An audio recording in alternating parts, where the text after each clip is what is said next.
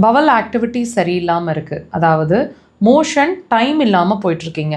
காலையில் எந்திரிச்சோடனே போக மாட்டேங்குது, மத்தியானம் தான் போகுது, சாயந்தரம் தான் போகுது, டைமே இல்லை, கேஸ் நிறைய ரிலீஸ் ஆகிட்டே இருக்குது, ஒரு நாளைக்கு 2-3 தடவை மோஷன் போகிற மாதிரி இருக்குது, ஒரு நாள் விட்டு ஒரு நாள் திடீர்னு மோஷன் போகுது, சரியாக மோஷன் போன ஃபீல் இல்லை, முழுசாக போன மாதிரி ஒரு ஃபீல் இல்லை.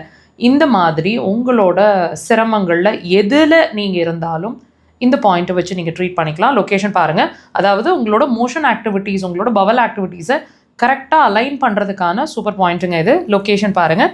கைகளை எல் ஷேப்பில் வச்சுருக்குறாங்க. எல்போவோட க்ரீஸில் அந்த பாயிண்ட் இருக்குது. எக்ஸாக்டாக மார்க் பண்ணியிருக்கிற இடத்துல அந்த பாயிண்ட் இருக்குது. விரல்களை வச்சு ப்ரெஷர்ஸ் கொடுக்கணிங்கன்னா இப்படி டீப்பாக இருக்கட்டும். உடன் இன்ஸ்ட்ருமெண்ட்ஸ்னால் இப்படி 2 கைகள்லையுமே அதே இடங்களில் அந்த பாயிண்ட்டை ப்ரெஷர் கொடுங்க. 3-5 முறை.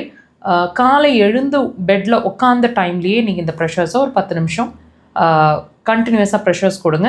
நல்ல மோஷன் ஃப்ரீ ஆகிறது உங்களுக்கு நீங்கள் ப்ரெஷர் கொடுத்து முடிக்கும் போதே உங்களோட அந்த ஃபஸ்ட்டு டேலேருந்தே தெரியும். ஒரு 3 days அல்லது கண்டினியூஸாக 1 week to 10 days கொடுத்து பாருங்கள்.